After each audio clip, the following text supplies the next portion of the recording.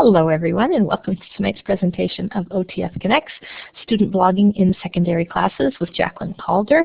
We're always thrilled, of course, to have teachers from around the province joining us for these OTF Connect sessions, so thank you for giving up some of your time and extending your learning so that you can extend that of your students. And here we are with our map of Ontario, where everyone's located tonight. And we are, of course, excited to have Jacqueline Calder with us again, presenting on that topic. And Jacqueline is a very diverse educator and is very knowledgeable about many, many, many things. And she has set up a wiki that I'll post the link in the chat. And we're going to hand things over to Jacqueline, and she's going to guide us along from there. Thanks, Louise. Can you see what I'm writing in the chat? Oh, that's funny that, oh, you know what? Now I can, yes. Okay, I was looking at the wrong chat tab, so you know what? I'm going to just draw everyone's attention to that just in case. Down at the bottom of your chat, there's a room tab and a moderators tab you should see. Make sure all your chat comments go into the room tab, and I'm going to make sure I'm looking at that as well. Okay, thanks, Jacqueline. So our chat's okay, like everything, we haven't missed anything, or we're all, oh, perfect. Okay, thanks. Just wanted to make sure that, because we're going to be using it to post links on it, I just wanted to make sure that it wasn't my computer. Sorry. Awesome. Okay, I am going to put a link in the web tour here. I'm going to try something as we get started. And I'm going to post the link right here in the chat as well. Can everyone give me a green check mark if you see Welcome to Secondary Blogging on the screen right now, like a page that has a wiki. It says Why Blog, Gradual Release. Awesome. Okay, good. So that's working right now. Perfect. I've also put the link in the chat. So everything that we are just noticed Pauline put an X. So Pauline, are you seeing a big white space where the slide was? No, I've got just a circular waiting for web tour scrolling around. Oh, okay. You know what? Are you able to see the link in the chat that Jacqueline posted? I'm just heading there now. That I can see. Yep. Okay, perfect. so try clicking on the link in the chat then.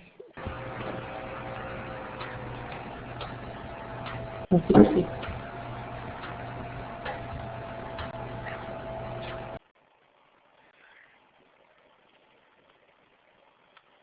Awesome. Yeah. So if the web tour is acting like slow, or like Pauline said, spinning its wheels, then in the chat I put a link to the wiki, and you can open that up. You can click on it and open it up in another window, or you can copy and paste that into a web browser address bar, and then it's the exact same thing as we're looking here. Basically, all of the links and resources that we're looking at tonight are all on here.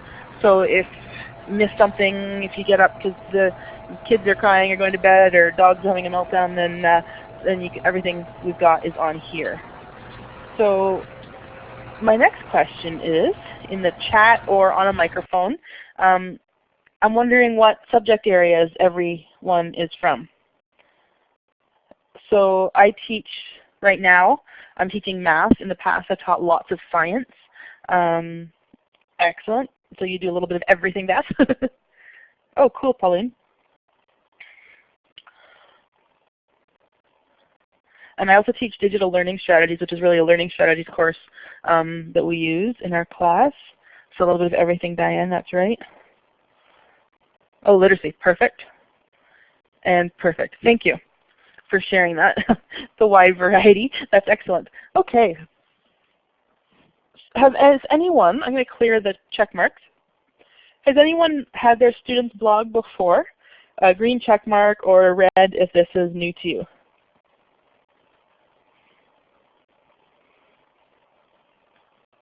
Cool.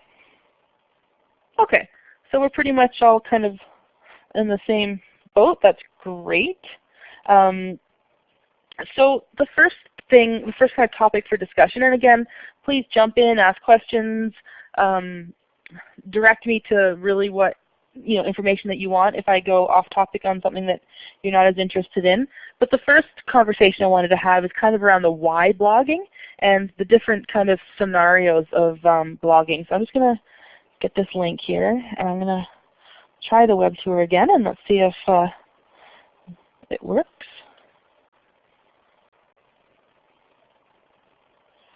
Okay, does anyone see why blog on the screen now?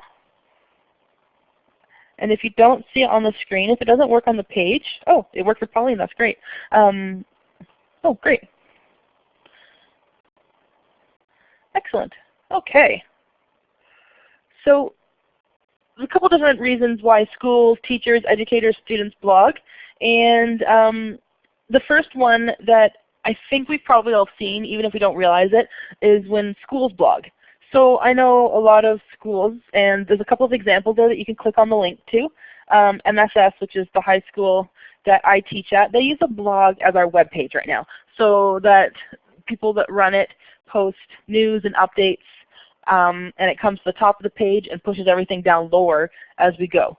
So it's very much like Facebook, where you put something on the blog and then it pushes the other posts down below. You can still go back and find them, but it's our school's way of communicating with the community. So pictures from events. And then the other one, HUC, is an elementary school that does it, and theirs looks a little bit different. But those are two examples. And I think many schools now have a blog of sorts or a blog feature on their homepage to share. And it's usually mostly one-way communication.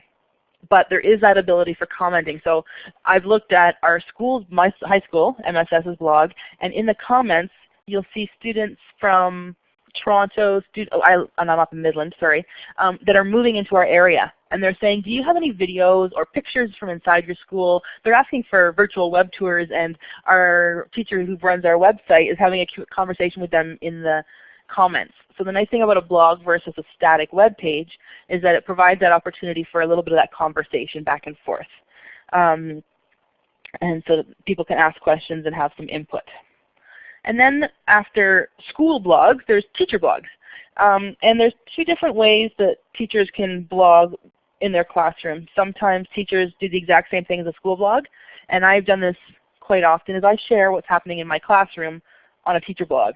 So I'll post activities that we've done, links for students to access, pictures of student work, copies of student work, copies of lessons, that type of thing, all on our blog, and we'll share media, using that as a way to communicate with parents, especially in the grade 9 and grade 10 area, to share what's happening in class with other educators and other and parents and students, and to push materials, links out to my students. And there's a couple of examples in here. There's one, the biology in Fiji. I had the amazing opportunity to teach a biology course in Fiji with Ontario students. So myself, another teacher, and 45 students from Ontario hopped on a plane and flew to Fiji, spent a month in Fiji, and we did a biology course over there. Yeah, it was pretty darn cool. And so I felt a strong need to blog about our experience there because parents were very disconnected from their students. We were literally on the other side of the world.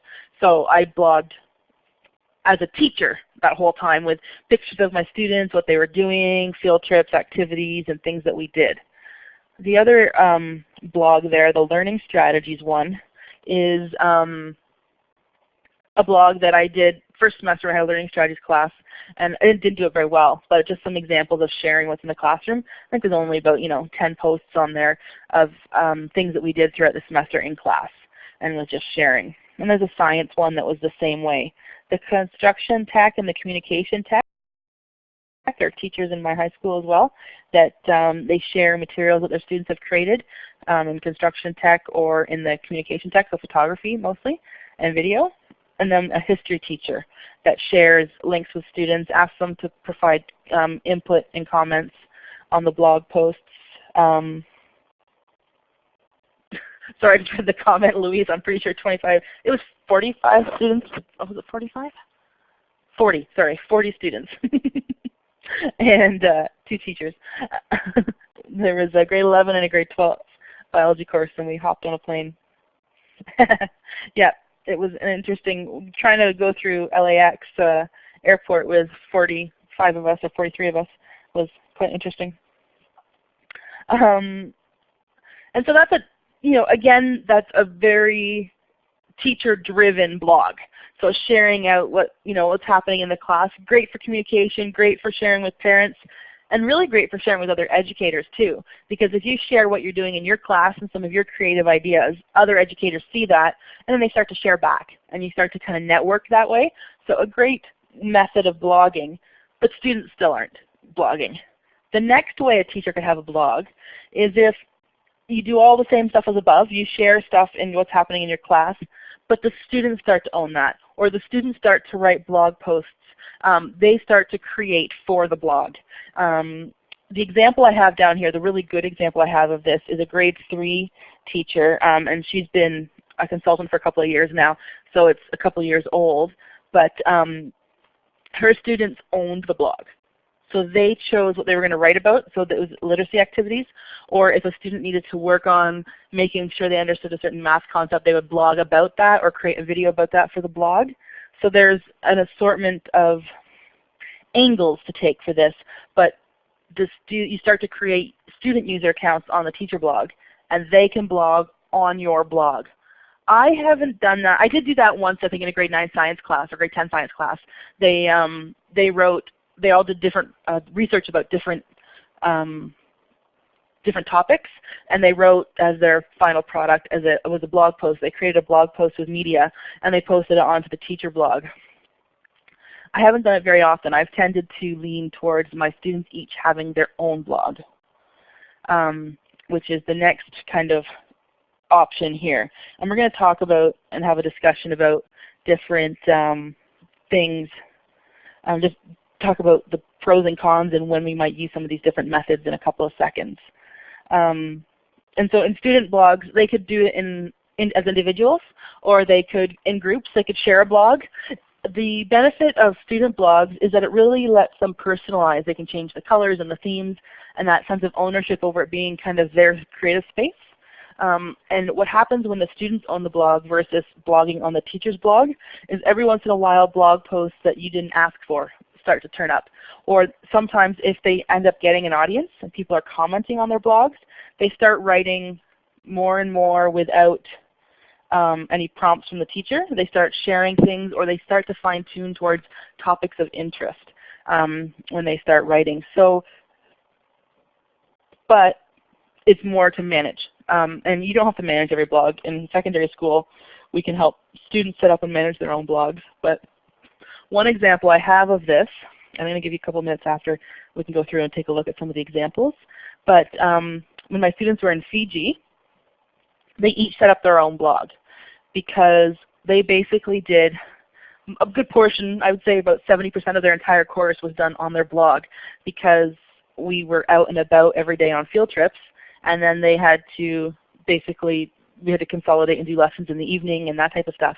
And so they took the biology we were learning, they connected it to different field trips. They got images or videos. They would interview people out and about, and then they would consolidate. I gave them, I think, 12 blog post prompts that guided us through the course, and they would go and write a blog post every 2 days about one of the biological concepts and use information from field trips about it. So in that case, my students were putting so much on their blogs that it made sense for them each to have their own, and because family in Ontario was interested in seeing that. The one thing I have learned over the last couple of years and kind of my shift in thinking, this last semester I had a learning strategies class, and I started off with getting every kid to set up their own blog. And then by the time we had all of the learning activities that we were going to do, all of the great projects, and my students were all on IEPs, so writing was a process, and it took a long time for us to write. I found that we only ended up doing 5 or 6 blog posts in a whole semester. Sometimes it's hardly worth having a whole blog just for 5 or 6 blog posts.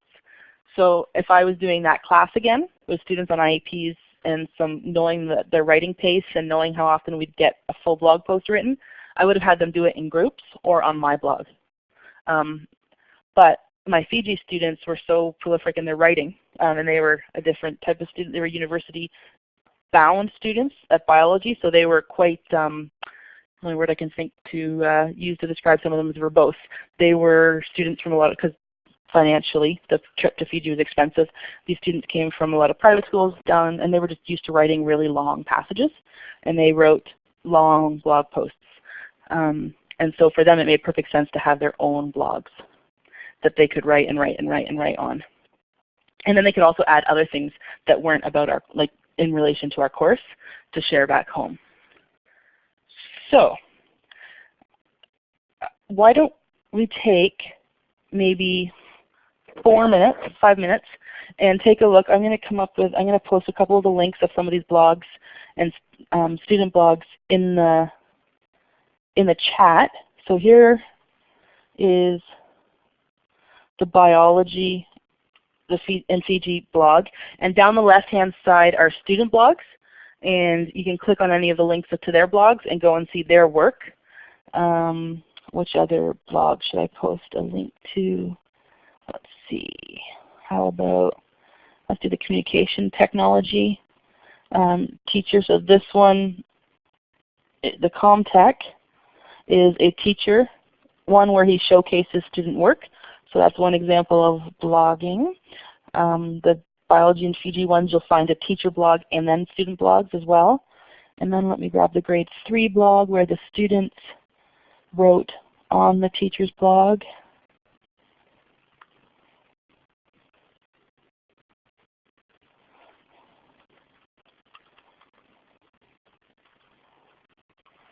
There we go. So there's 3 of them. I mean, you can click on any of those blogs and take a look at them. The history one's pretty cool. There's lots of, and I'm sure that many of you know lots of blogs out there as well. But if you want to take a couple of seconds and take a look at those, and then I'd love to have a discussion or kind of get input from you guys on where you're thinking, where your thinking's at. Are you thinking of getting the students blogging and connecting them like I had in the Fiji one, so they each have their own blog? Are you thinking about students all in the class all blogging on one blog? I don't have a tech design one here. I have a construction tech. So you're thinking for a one blog and then all of your kids adding posts to your blog? Is that your thought, Mrs. Beckett? Cool. Very cool.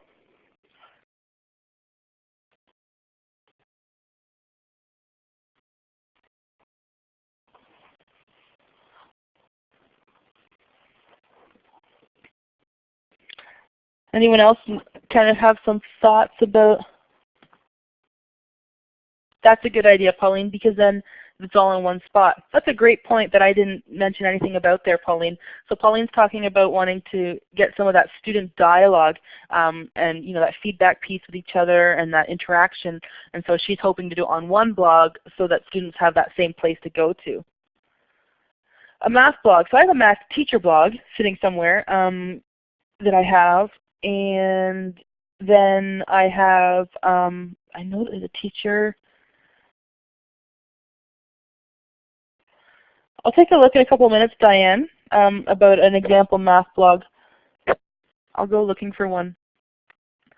My my teacher Calder blog. So this, I'm just about to post it in the link here. That blog right there, my professional blog. I teach math, and so I've posted as a teacher about lots of math stuff, but I haven't had students posting there in math. I post student work sometimes, but not students posting, if that makes any sense. And right, for the last 6 months or 4 months, my focus has been very mathematical in my math classes. And we're going to talk about commenting on blogs and that gradual release of getting students to learn how to comment on each other. So that's great. That's great, Pauline. That's a great point. And that is one thing. So what really got me into blogging actually was the teacher of that grade 3 blog, Mrs. Swift, or Marie Swift, and she's run some elementary focused blogging OTF webinars like this one. When I was a consultant with my board a few years ago, and I went and worked with her in her classroom, and because she was sharing with me how her students blogged, and she had students in her class, and in elementary school, you know, our classes are a little bit more diverse than in secondary school, and so she had students of all ages and ranges, and she had some gifted students in her class, and then some students really struggling with literacy, and her gifted students could go and make tutorials on how to do different things using web capture on the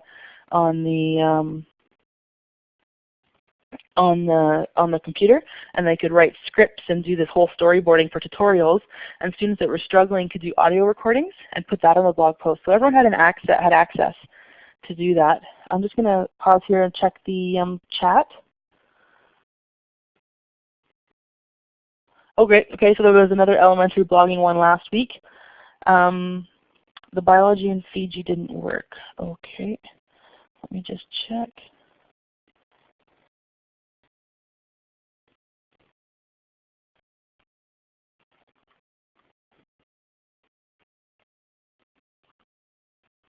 Just copy and paste it if it's not working. That link is correct. I just grabbed that link. Sorry. Copy and paste it into the browser maybe if it's acting funny. Yes. Sometimes the links in the chat are a little uncooperative. So yes, copy and paste and it should work. And there's the link to a previous recording from Marie Swift blogging in grades 3 to 6. But it's exactly what Pauline said, that kind of, you know, providing a little bit more access and comfort zone for some students. And then the nice thing about blogs are you can use text, you can use audio recordings, and I'll show you how some ways that you can put audio recordings onto a blog. Students can do video, they can do images. It really does open it up to be accessible to everyone, no matter what strengths and needs you have in your classroom. Everyone can put something there. Absolutely, Pauline. So like my Fiji blog, if you took a look at that one, has all the students' names on the side, and that's their own blog. So I just linked them to my blog. So even if not every student was going to have their own blog, right, they might start by blogging on my blog. I'm thinking of that gradual release thing. And then if they really do start posting a lot, or they want to put the topic of their blog to be one topic, or a more focused, then they could go and start their own blog and we could link it there. Yeah, absolutely. Okay. Any other thoughts or comments about the different, you know, types of blogs? The school blogs, teacher blogs, students blogging, because there's lots of options within that. And I think it's kind of an endless possibilities, and it's really about finding out what works for you. And like I said, I've made the wrong choice sometimes. It's not the end of the world. It's just that I think if all my students had been blogging on my blog for learning strategies, we would have had like a good 30 or 40 blog posts by the end of the semester. But because we were all spread out onto 14 different blog posts, it was very sparse. And so it wasn't, you know, it wasn't very effective. Whereas if we had all been blogging on my blog, I could have drummed up some more comments from other educators for them and from other people so that they could have had a little bit more interaction on their blog. And we are going to talk about, one of our topics for this evening will be talking about getting people to comment on blogs and finding that kind of way to get an audience. I just want to make a quick comment. At the bottom of this page, if you scroll down on the Why Blog page, I've got a video embedded. We're not going to spend the time now to watch it. But if you've never seen Dan Pink's TED Talk, this is a bit of a shorter version of it, kind of trimmed down a bit, and with a drawing, an animation drawing kind of there to focus your attention. It's a great TED Talk, or a great conversation around what motivates people, or his theory anyways, on what motivates people. And what he says is, the motivation comes from having the ability to get to that level of mastery. So the ability to get better and better at something is really motivating for students.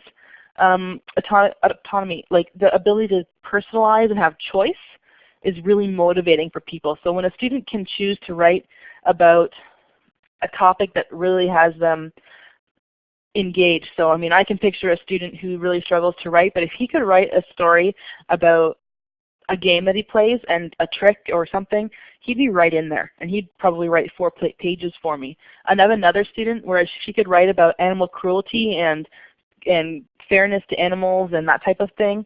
then animal rescue, she'd write pages and pages. It's all about that kind of that choice or that personalization. And then the purpose.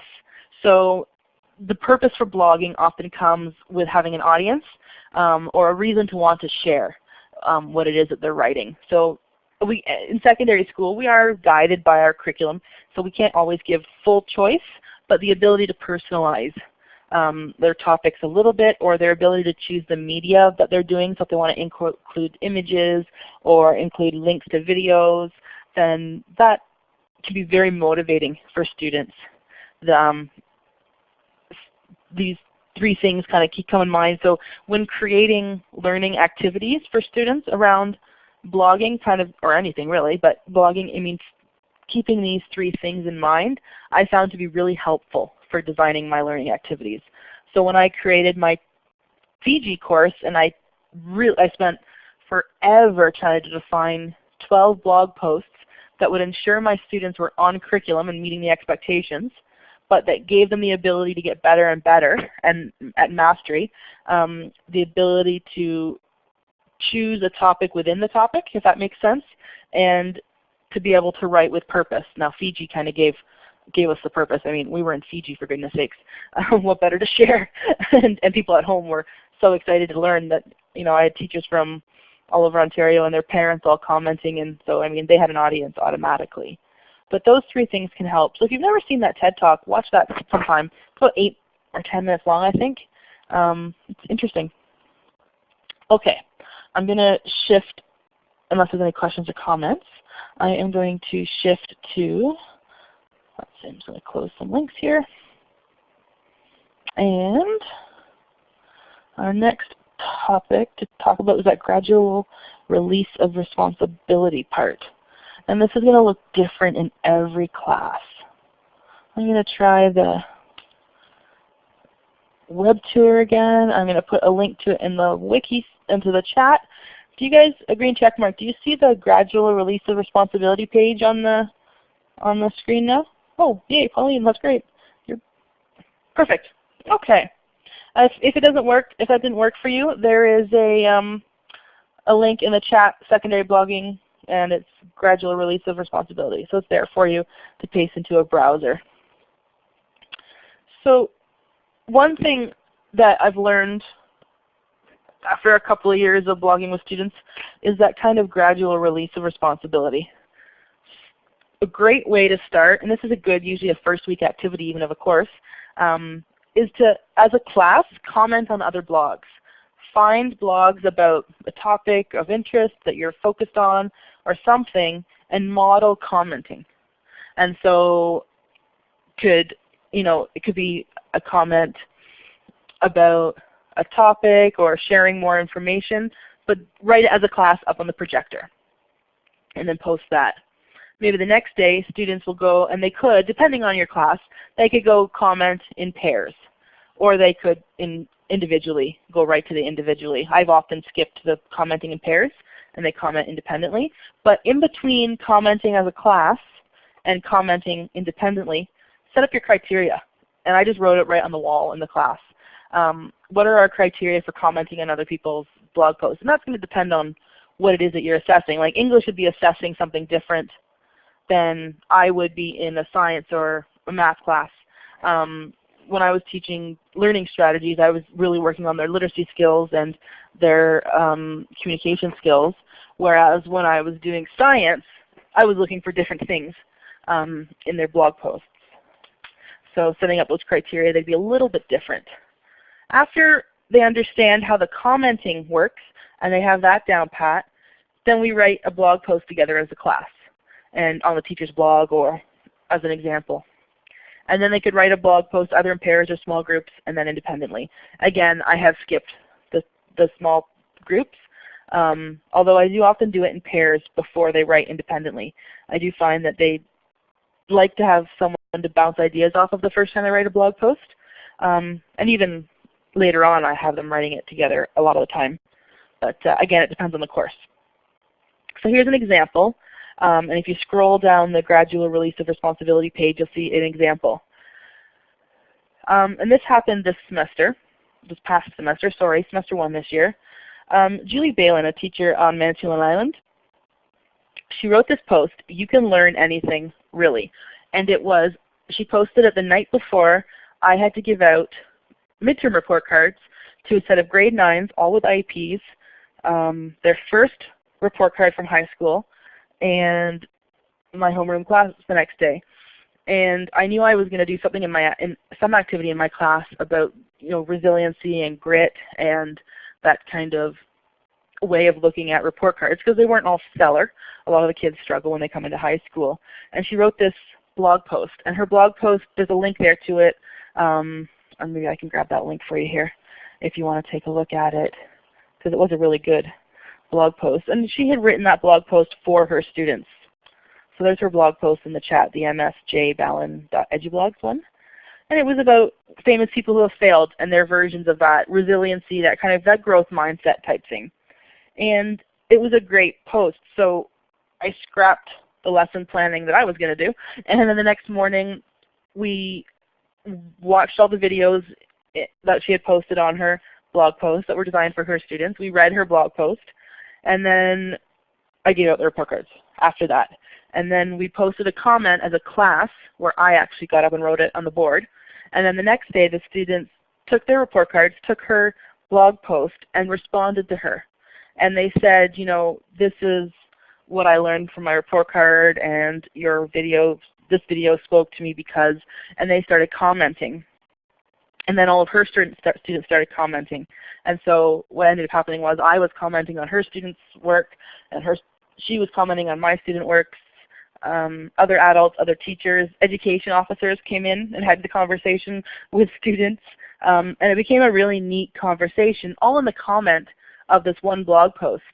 And it was a really great way for my students to enter into the blogging world, because once they understood what a blog can do, or the kind of conversation that a blog can provoke, they realized that if they can write blog posts that have a question or a prompt, that people could respond in the comments. And so it was a really great way to do that gradual release of responsibility. So it'll look different in every class, but something to keep in mind when planning learning activities. Does anyone have any thoughts about the gradual release, if that would look like in their class, or in ideas that they're thinking about? Are there any thoughts on the gradual release aspect of things in your individual circumstances?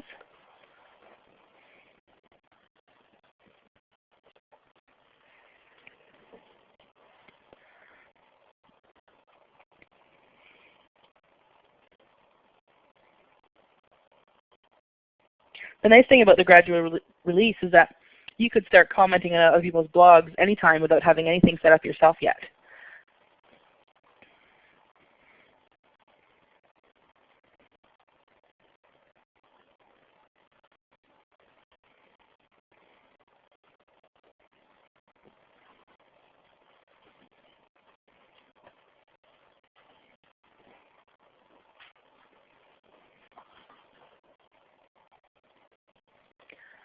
That's a neat question.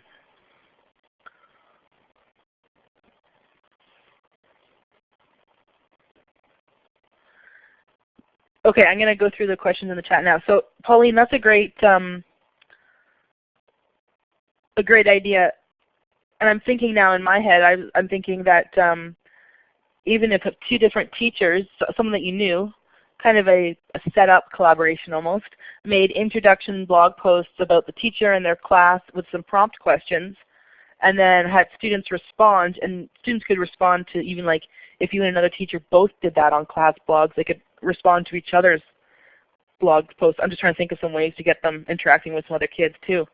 That would be a neat way to do that kind of introduction. Yeah, kind of a forced start, right? So they have an audience beyond the four walls automatically.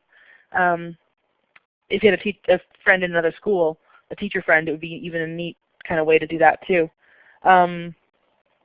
Louise, it sounds like the gradual release.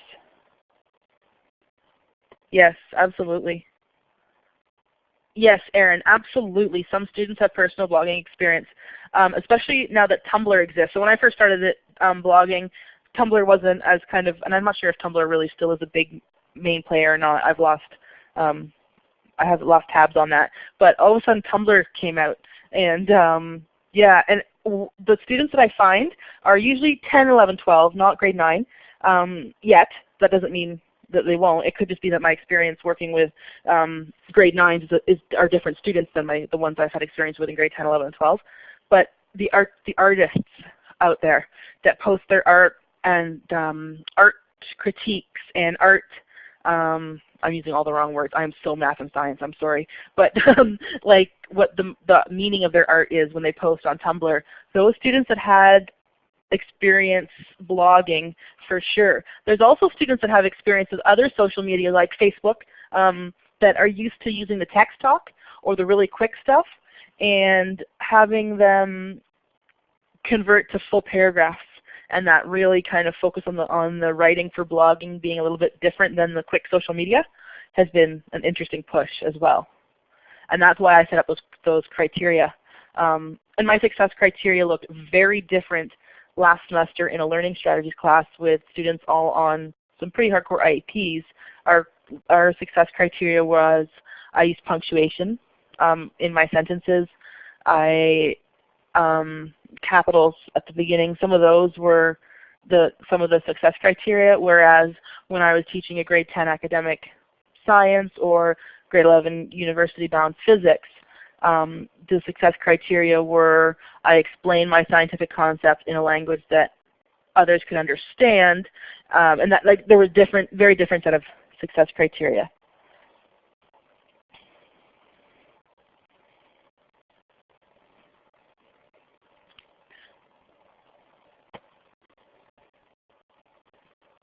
That's cool, Luis. Did you want to elaborate on that, Luis? Sure.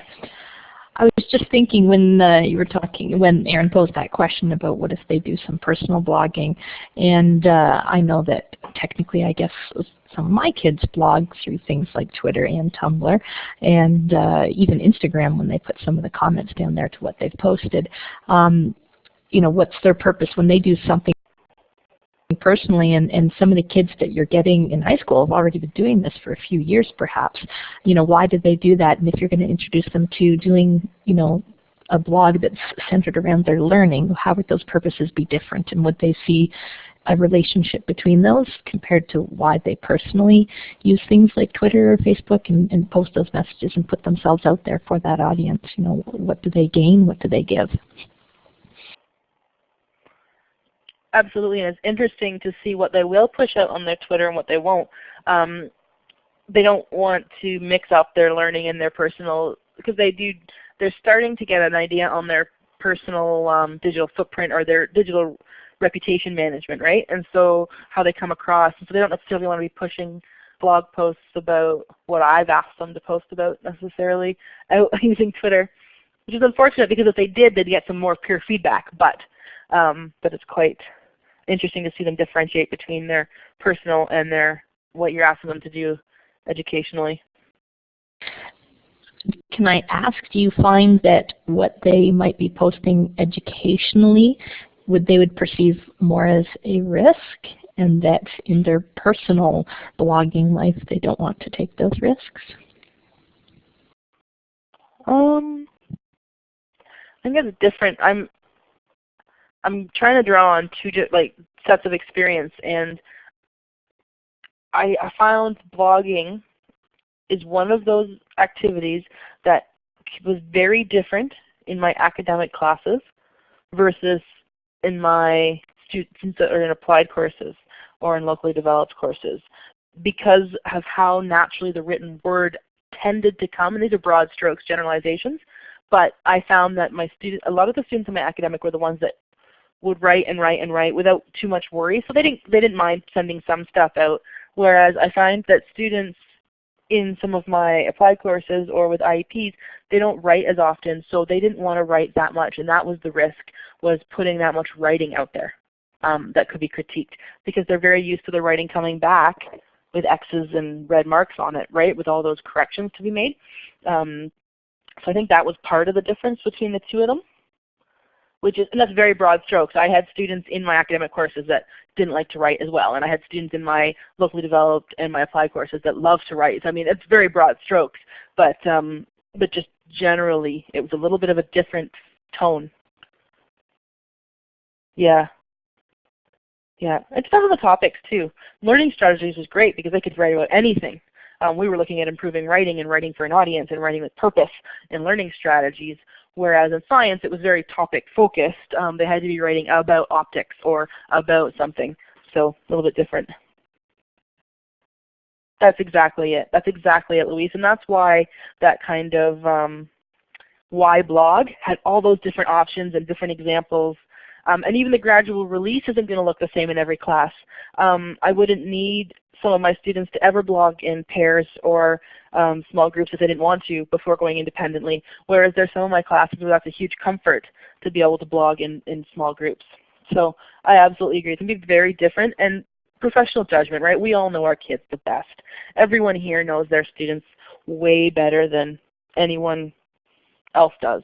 And so we use the combination of all this stuff at the top of our mind, like thinking about the gradual release, thinking about why we're blogging and the motivational factor, and then absolutely, and then take what we know and we put it into place with what we know about our kids.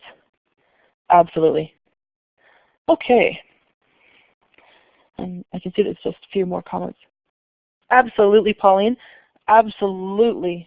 That's why, and what you just said right there, Pauline, sums up why I love using blogging as a tool in every class other than the math so far, and I can explain that, and that's mostly my fault, not the students' fault, but I haven't fully integrated blogging in my math class, but with, I love blogging in all my other classes because right now the opportunity with all the Web 2.0 tools for a student to record their voice or a student to use images, it doesn't always have to be bounds and bounds of writing. And you can have the same set of success criteria go for different length blog posts, different topics. The different entry levels in DI that blogging can incorporate is astronomical. Just so many variations on the on the theme, right? I have a question for people. I'm wondering if anyone has any sort of, there's two major players out there right now in terms of tools to blog with. There's WordPress, and EduBlogs is built on WordPress, and WordPress is built on WordPress, and other tools are built on WordPress as well. And then there's also Blogger that's out there. Do any of you have preferences or experience with any of those? Just something in the chat, or a red X if no, doesn't matter. Awesome. Awesome. Okay. So basically then, I'm going to explain it, and then I'm going to do some screen sharing and show you Blogger. WordPress is great, and a lot of my blogs, my personal blog is on WordPress. My, oh, sorry, Aaron, did you have, oh, no, you're gone. Okay, I thought maybe you had a question. Oh, awesome, thank you. So my personal blog is, great question, Mrs. Beckett. I'll get to that in 2 seconds. My personal WordPress, sorry, my personal Teacher Calder blog is on WordPress. A lot of my previous student blogs were on EduBlogs. My Fiji was an EduBlog. Last semester with my grade 9s, I used Blogger.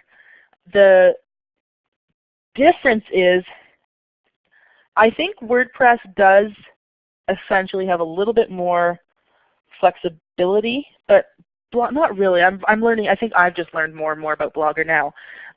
But there's pay structures in WordPress.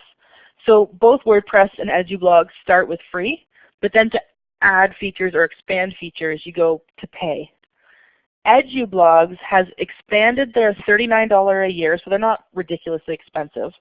EduBlogs has really expanded their product so that you can give student pro accounts under your pro blog. So the teacher has a pro blog, give students, and students connect to their blog, and then they have the pro blogs as well, and then you can link them all together. But you can do the same thing in Blogger now, and to an extent. You can link, I mean, you can always make a link of links or a set of links in Blogger, and so you just link to students' Blogger accounts. The reason I shifted to Blogger is because my school board uses Google Apps for Education, so they already have a Blogger login. I'm going to clear the check marks. Does anyone know if their school or board has Google Apps for Education?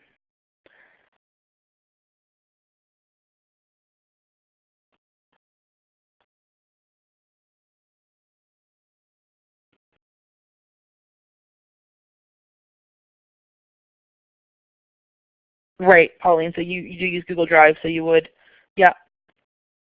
And that's the thing. So Google, they're both pretty much the same. Blogger is probably a little bit easier actually to get started with, a little bit more intuitive.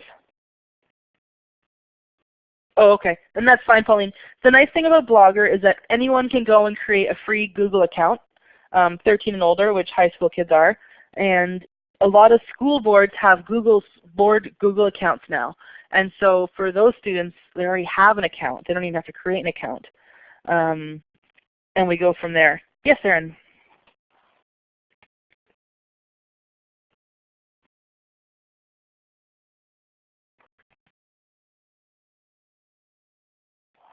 Oh, maybe your mic's not working.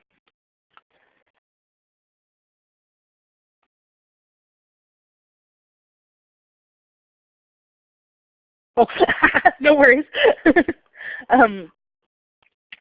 So there's so it's kind of, you know, my suggestion would be and I can give you a quick tour at the end of WordPress. I'm going to go in and show you the Blogger. Because it is entirely free, and because lots of school boards are using Google accounts, and because it is a little bit easier to learn right off the bat. I'm not discounting WordPress. It's still an EduBlogs is really with that $39 pro account if you have access to $39 as American US, about 50 Canadian I guess, for a year. It is really good. Their free account though, you can't moderate comments. And what I mean by moderate comments is I can restrict it so that when someone comments on my blog, I have to approve it before it shows up for other people. And that's not on the free version of EduBlogs. It's only on the pro one. So I'm going to show you Blogger because it's entirely free and all of the features are free. And then you can make your decision to move on from that and look at WordPress, and I can show you some resources, and I can show you some screen. I can go in and share my screen of one of my WordPress accounts, no problem. But I'm going to start by showing you Blogger. And I hope that that's okay. Is that a problem for anyone? Just like, is that breaking anyone's heart? Because I can balance between the two, but it's probably easier for me to focus on one.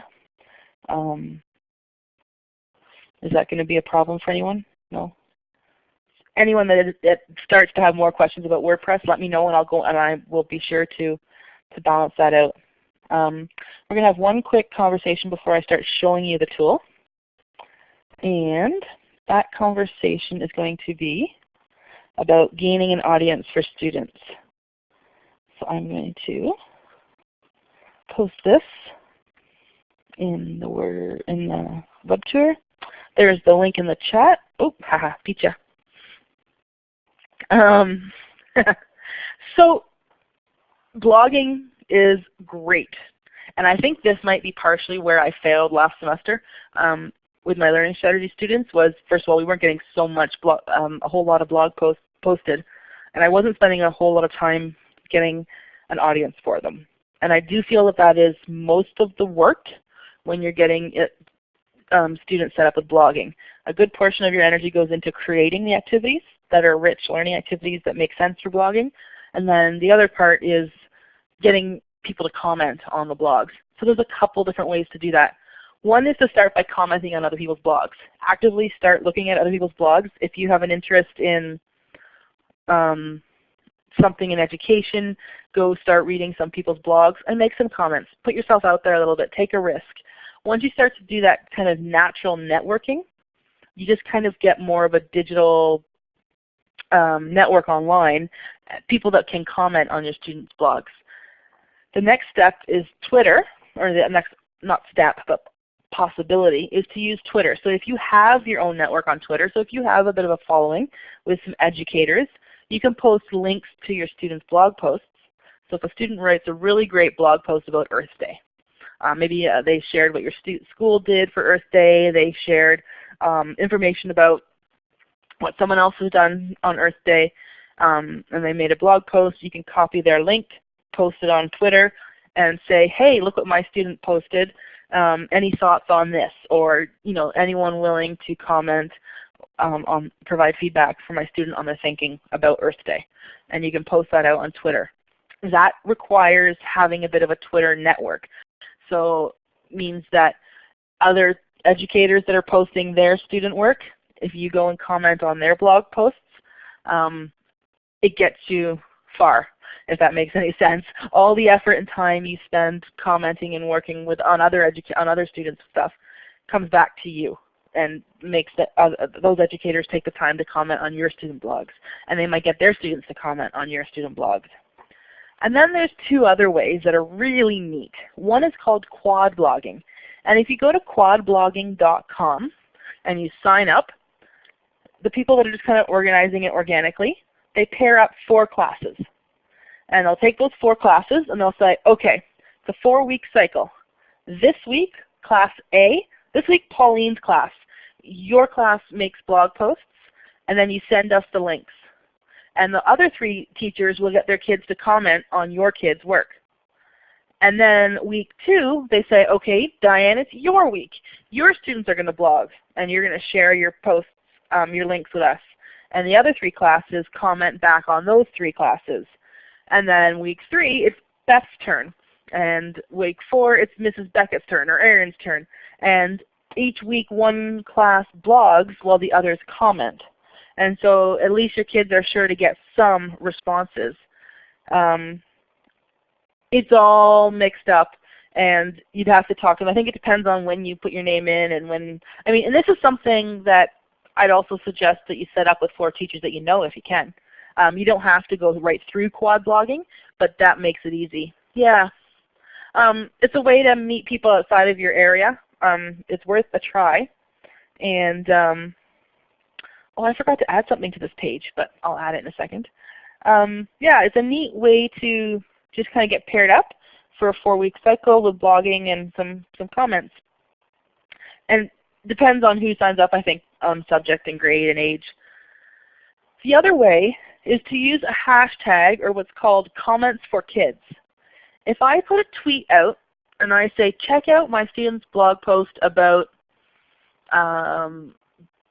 this kava plant in Fiji, and I put the hashtag comments for kids after it, there are educators all over the world that follow the hashtag comments for kids.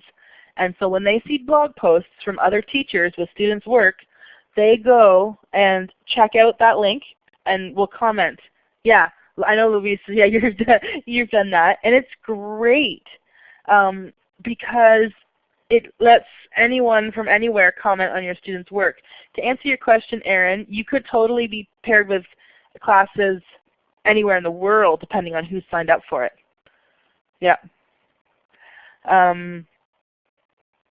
Yeah, so comments for kids, and what I would suggest is if you're thinking comments for kids would be useful for you, then you spend some time commenting on other teachers' blogs for a bit, just to see how it works first of all, but also because then they'll be more willing to come and comment on your students' blogs.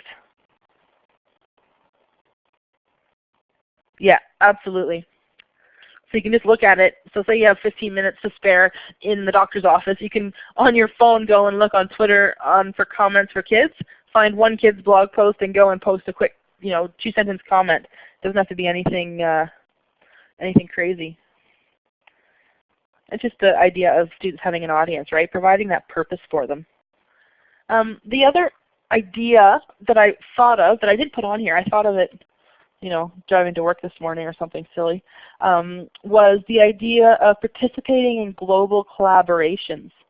I'm not sure if you've ever heard of IRON. And this is a little bit off topic, but I'll explain why I'm mentioning it. And I will put a link to IRON in a couple minutes. IRON is a worldwide organization. We have a Canadian chapter run led by two very dear friends of mine. And it's a global collaboration resource network. So they run set global collaborations. So they do one that's called Art Miles. The Japanese education government got really excited about this global collaboration, and they support it. And students in Japan are partnered with a North American or anywhere in the world class, and the two classes each paint half of a mural, and then they collect all of them together at the end of the year. And so, yes, there's lots of OTF sessions archived about, oh, and there's one in May. Oh, perfect. And they're basically what IRON does, and if you go to IRON Canada, there'll be a link there to like a project book or a resource book. They basically set up all of these projects that students from all over the world participate in. And some of them, the literature circles, involve students in an online discussion forum. And so students could be posting on their own blog, and then you could be copying and pasting it into that forum, or you could just invite your partners to look at it on your own blog. But there is, there's lots of ways to meet teachers beyond the four walls, beyond the country. And so it just kind of increases your network of people to draw on and to start getting audiences, right? And people for commenting and that kind of stuff. Just some ideas. So if you have May 13th free, then I would check out that OTF Connect section. Mally and Jim are kind of dynamite when it comes to global collaborations. They know educators all over the world and projects, and they'll listen to what grade and type of course you're teaching, and they'll try and come up with ideas to partner you up with different projects. Okay, now to take a look at the actual tools. Oops. So, Blogger. These, I'm just going to post this link up in here. Okay, I'll post this link over here now. I'm going to try and share my screen. Basically what I'm going to do is I am going to go to Blogger, and I'm going to open up my blog, I guess. And I'm just going to show you kind of the background of it. So let me just get it open up in the background, and then I'm going to share my screen. Let's do this.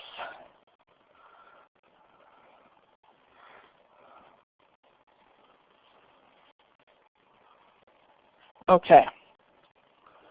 Let's see if this works. Where's my sharing screen? Yes, okay, so when I go to share, that's a great point, thank you, Luis. I'm going to start trying to share my screen. So what you're going to see on the screen is going to be like my computer screen. If I lose anyone, just come right back in. If you lose me, I'll be right back in. And I can't see the chat when I'm sharing my screen. All I see is my own computer screen. So Luis will be in here, and she'll kind of ding me or jump on the mic. Yep, she'll jump on the mic and grab my attention if I miss you. But I will come back. Basically, for this first part, I'm going to go in, and I'm going to show you how I would create an account and create my blog. And then I'm going to show you how to set some of the settings on my blog. And then that's it. And then I'll come back and chat, and then I'll come back out and do the next part on the screen. I'll do the creating your first blog post part, and then I'll come back. And then I'm going to do the template and layout. Come back. You get the point. Okay. Let me try this now. Application sharing. Let's try my desktop. Wish me luck. Fingers are crossed. Luis, can I get a verbal confirmation that you see basically a Google password right now? 24 student demo. That would be me. Okay. Let's see if this is the right password now. Okay.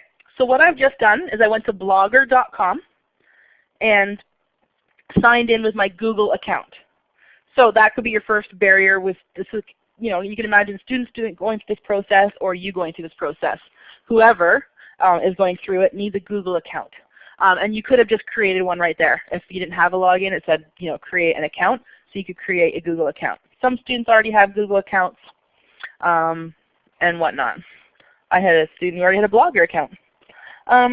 Okay, so now I have my profile. I'm going to go for create a limited Google profile name. Sorry, this is just one of the silly little things that happens. You have to put like a display name. Okay, I am on my Blogger dashboard right now. Basically, down here would be blogs that I've chosen to follow in Google. Sometimes, and you'll start to notice these now, you'll see like follow this blog in Google or whatnot. And if I do, then it kind of shows them all down here as a stream of any new posts on those blogs. At the top lists any blogs that I have. I don't have any yet under this account, so I'm going to create a new blog. So right here I'm creating a new blog, and now I choose my title. And let's go with Calder Demo. Oops. This is the title, so I can go Calder Demo Blog. Now I have to choose my address. So you'll notice that whatever I put in, it automatically puts .blogspot.com. calderdemo.blogspot.com. Let's see if that's taken. Woohoo, that one's available. And now I can choose a theme. I can change this later, and there's more templates I can look at later. I'm just choosing one to start. I am going to choose, let's go Awesome Ink, just because I love the name of Awesome Ink. It sounds great. And now I click Create Blog. And I wait. And I wait. Okay, I am now the owner of a blog. That was creating my blog. If I want to see what my blog looks like, I'm still in my dashboard right now, or my kind of homepage. I'm going to call it dashboard because it makes the most sense. Here's the view blog link. I'm going to click on, if I kind of right click, I'm going to open that link in a new tab. So that I'm leaving this tab open, but I have another tab here. This is what my blog looks like right now. It has the title that I gave it. It has my profile that had nothing. I just put my name in as Jacqueline Demo. And I have no posts yet, but this is my blog. It's here, it exists. You'll see my address is up top, calderdemo.blogspot.ca. So that's the address that I would write on the board for students to go to, or share out on Twitter, or if I wanted someone to go to my blog, that's where I would send them. That's my wonderfully plain looking blog. I'm going to go back to my dashboard, and whoops, I lost my blog. Here we go. This says your blog has been created. Dismiss. Okay, I'm going to click on the orange pencil to go in. And now I'm on creating a blog post. So this is actually creating my first blog post, which is not really what I meant to do.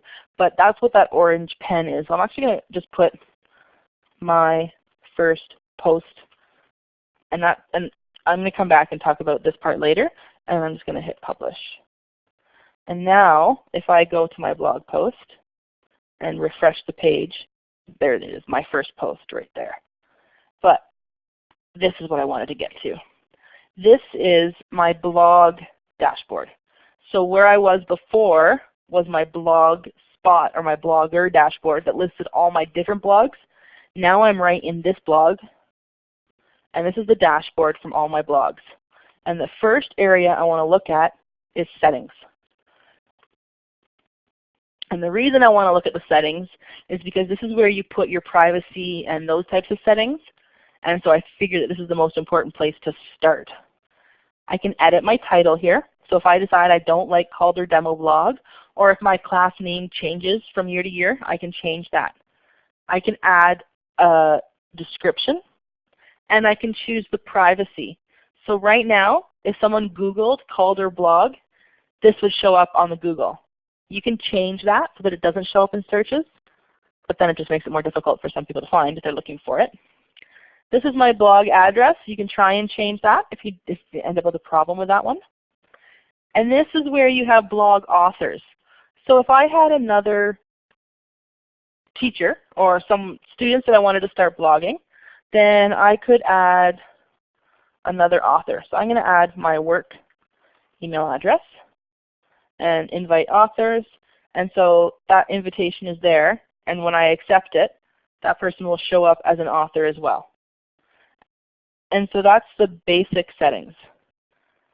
Now I can go to posts and comments. And here I can choose how many posts show up on the front page of my blog. So what that means is, I'm going to show you here on my blog. If right now it's set at 7 posts on the main page.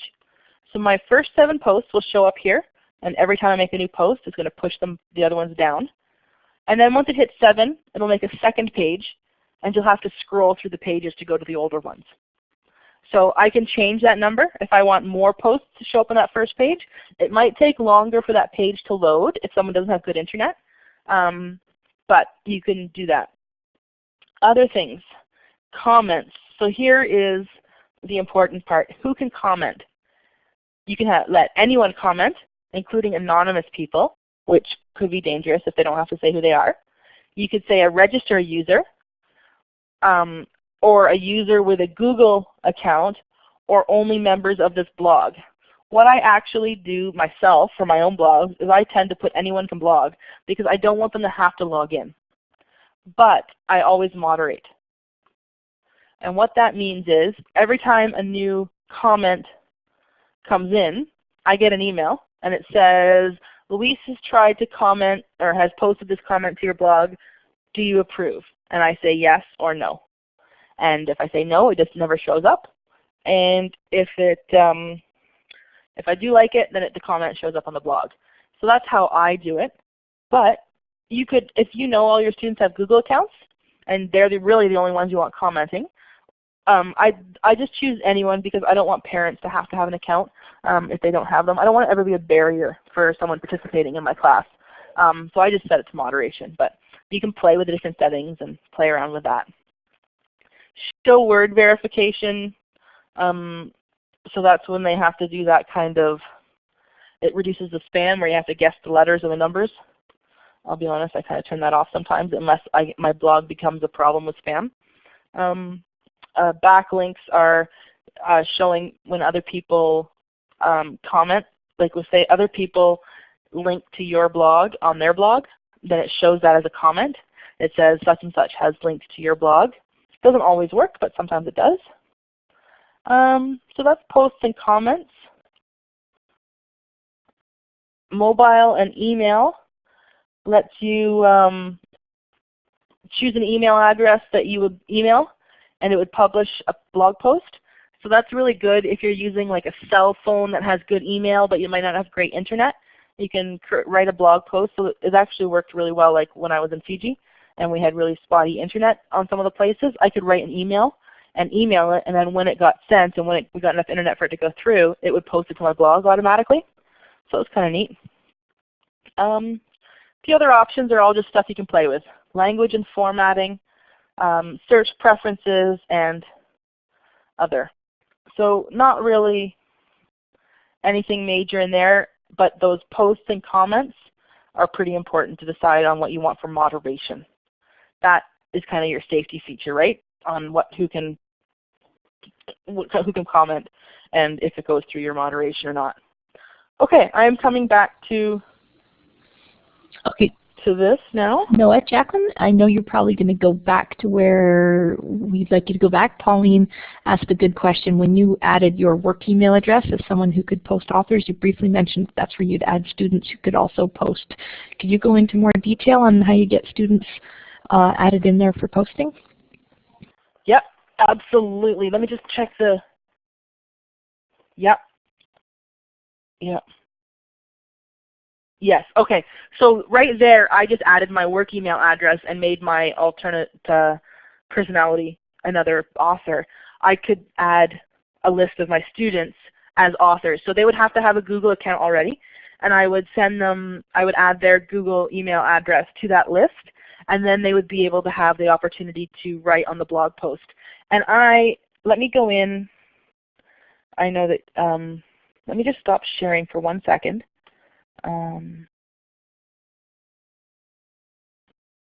Hold on, sorry. There we go. Okay, now I'm just going to go into my email because I want to accept that as accept that invitation. Okay, I'm now in that as an author, because I will go back in and share my desktop again. Let's go in and take a look and see, where was that, settings?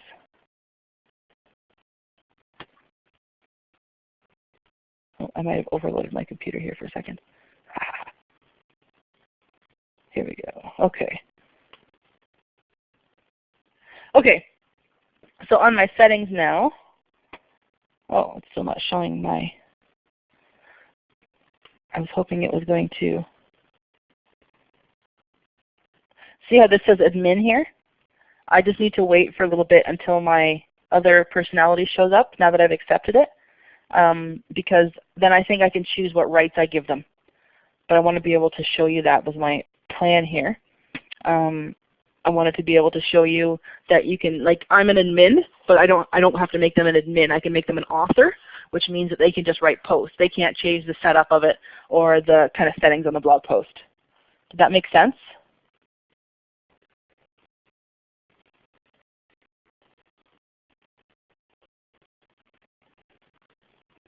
That's good?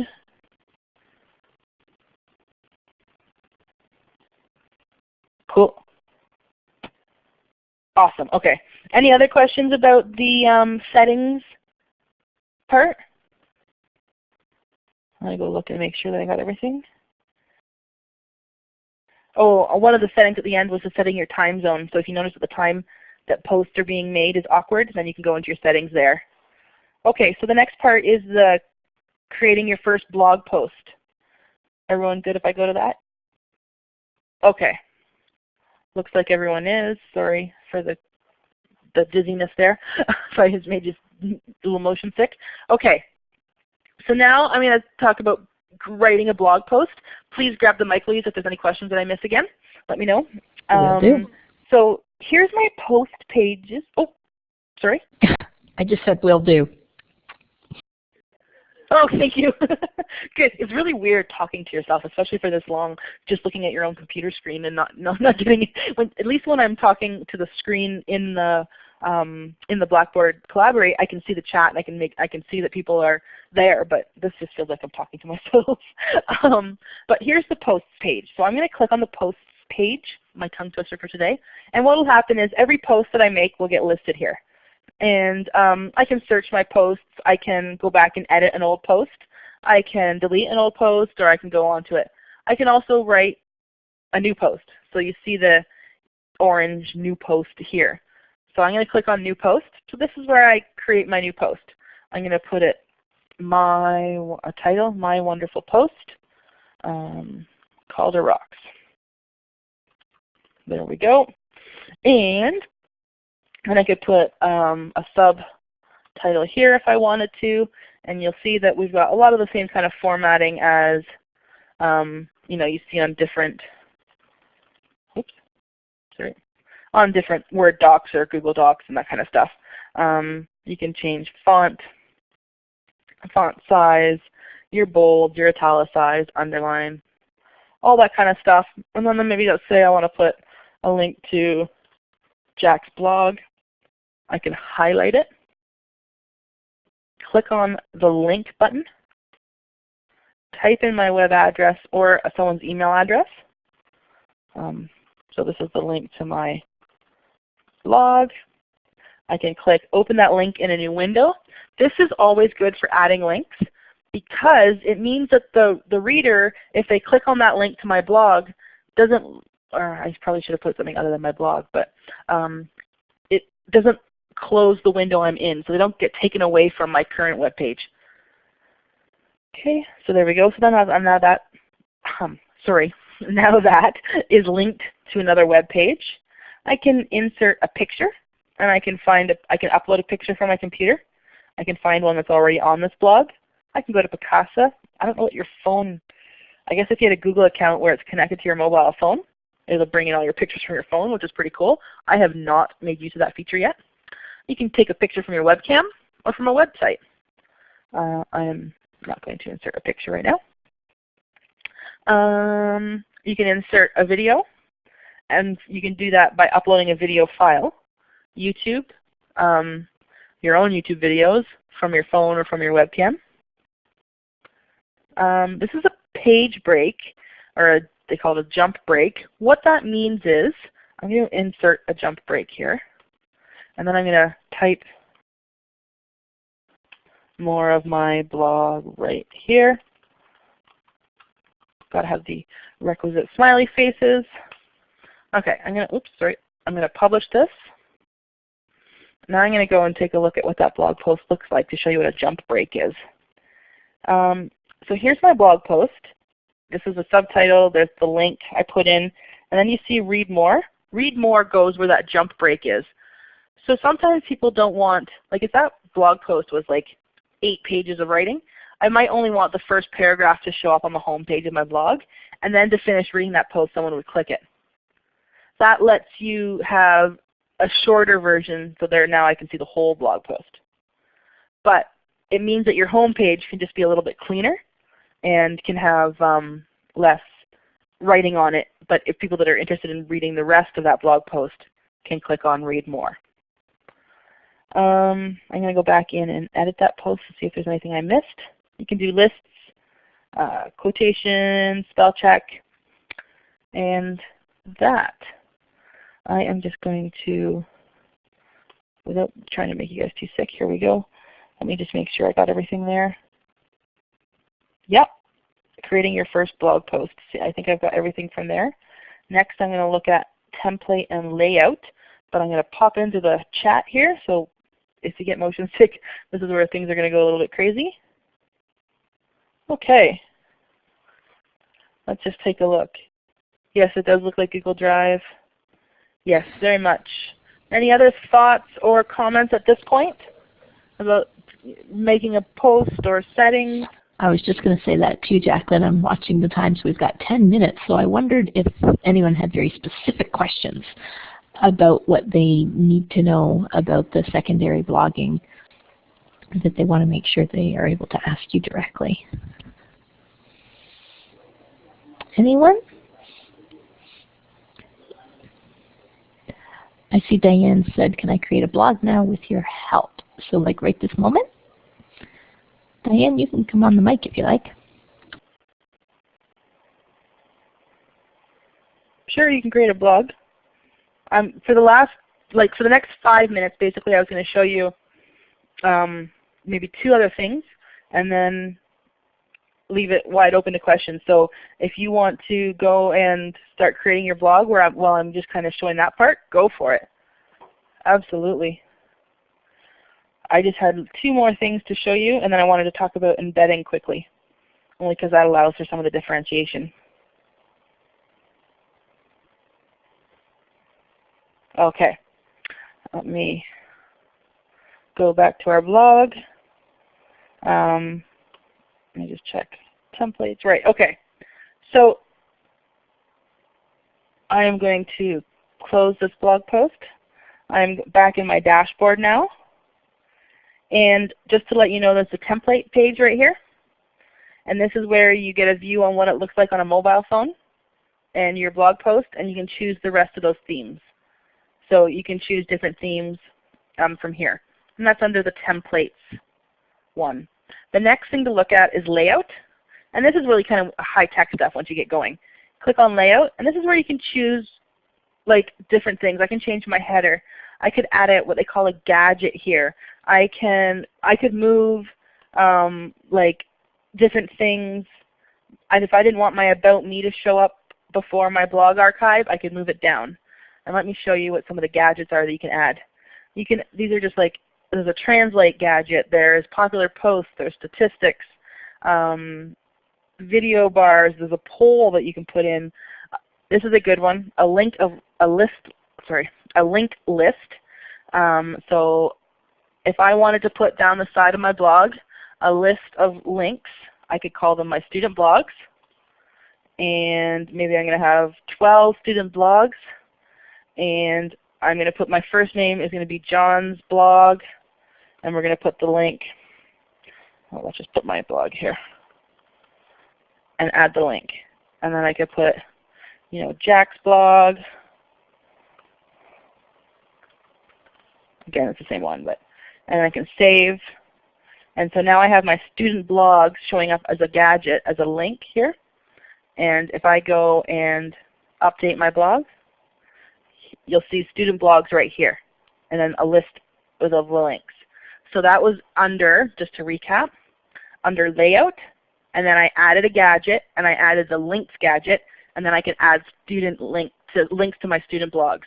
So they would have gone through the same process I did to create the blog, and then they would grab from the top of their blog this link right here, and I had my kids write it down on a piece of paper and just put it on my desk on an index card with their name, and then I linked my class blog to their blogs. And then I never had to remember their link again. I could always just go to my blog and click on the link to go to theirs. So that's kind of that step. And the only other thing to show you before I talk about embedding is pages. Oops, I should save this arrangement. Pages are static pages that are not blog posts. So if I go to add a new page, I could put about this course. This is a static page, so it's information. It doesn't have blog posts on it, but I can put images. I can put all the same things: images, videos. So I might have one maybe just for math. I might just have information here on solving equations or something. I don't know, or maybe just about this course. And so I can make as many pages as I want, and then you'll see when I refresh my blog that, oh, you know what I haven't done? I haven't showed my pages yet. So I need to go to Layout and add a gadget, and I need to search or find my pages. Insert my pages, select all, yep. Make sure that they're all linked. There we go. And hit save. Okay, so now my pages all show up here. I save that. And when I refresh my blog, here we go. So across the top now I have my About This Course page. So I could put a couple different pages, maybe one for field trips or one for forms, one for events or account dates. And then I have my home page, which is my blog. Every time I make a new blog, it pushes it down. And that's that. The only other thing I want to talk about is embedding. Has anyone ever seen, I'm just going to come back and look at the chat. Has anyone ever seen an embed code before, or seen the word embed when you're looking at YouTube videos, Vimeo videos? Yeah. So embed codes look scary. You can only link to another blog. A page is a static page. It's not a blog page, unfortunately. So you'd have to have two of the blog pages. An embed code looks scary. I'm going to go to YouTube, and I'm going to look at this one, although I'm a little worried. Okay, sorry. Right here under Share, see this word embed? It gives you a crazy long code, and it looks scary. This one is iframe width equals 420 blah blah blah blah blah blah blah. None of that is important. Just copy it. All you have to do is copy that long link. And now I'm going to go into my posts. I'm going to go into my make a new post. I'm going to put my video. And here's the catch. I can hit see compose in HTML. If I click HTML, I can paste the embed code of anything. And I can go back to compose, and it's going to show me that video. But I need it to be in HTML and paste it. Now I come back to compose and I get the real view, and I can type above it and explain. And then I can publish my video. I can put other things on that blog post. And then when I look at my blog, that video is going to embed. So embedding is like a window to the video. The reason I wanted to talk about that quickly is because these are all different things, and there's lots more out there. that you can embed in a blog, and that allows for differentiation. You can embed a video, so a kid can make a video. And take a look at these later, some of these links. A bitstrip cartoon or an audio file. So it lets students be blogging even if they're not writing text. Google Docs, voice threads, there's lots of different types of, you can make little cartoons. There's all sorts of things that you can embed, media things, you can embed into a blog once you're ready. That's pretty hardcore once you get going, but it does let you differentiate. Okay, I am going to stop sharing and then wrap up any thoughts.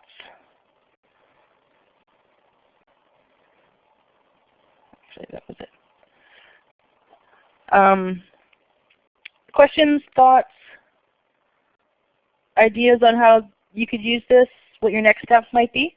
What do you think you might do with a blog?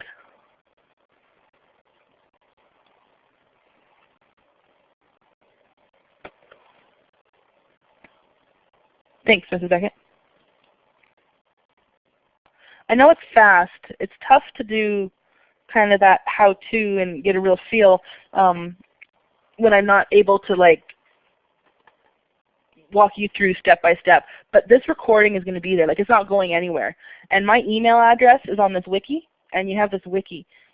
So if you start, like Diane, you're talking about starting your blog now. If you start a blog and all of a sudden 3 days from now, 3 weeks from now, you have a mini meltdown because you can't figure something out, give me a shout. The other thing is, see the link at the bottom of that wiki that's Blogger Help? Google has a great step-by-step how-to help. Way better than I am. Way better than any resource I could make. And you can just search it and they have great information. Absolutely, Pauline. It could totally replace and start to add some interactivity between your class website. And then you could slowly add student blogs as they started, right? And as they decided that they wanted to start doing that, or as you started to get them going. It's a great point. Because you can have those static pages for different topics and resources that aren't part of the day-to-day blog that are kind of archived almost, right? Yeah, gives you that little bit of everything. I think what will end up happening, once you get your head around blogging, you end up going to all sorts of websites and realizing that half the websites we go to are blogs. Your Gmail account, your full email account.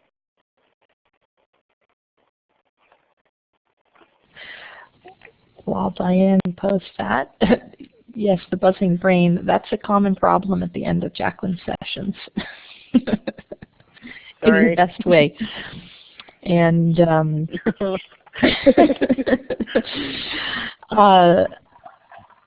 I'm just going to post the links here into, actually no, let me switch pages here first and continue to type your questions for Jacqueline, that's okay.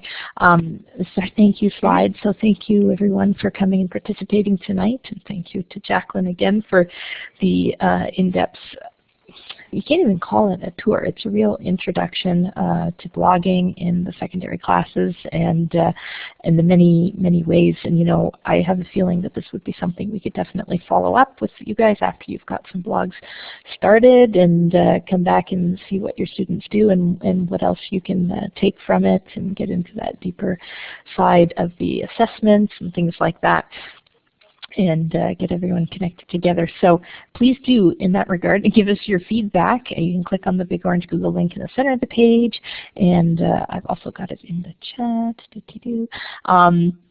And let us know your feedback in general for tonight's session about OTF Connects, and there's spots in there where you can let us know what other types of sessions you'd like to see in the future.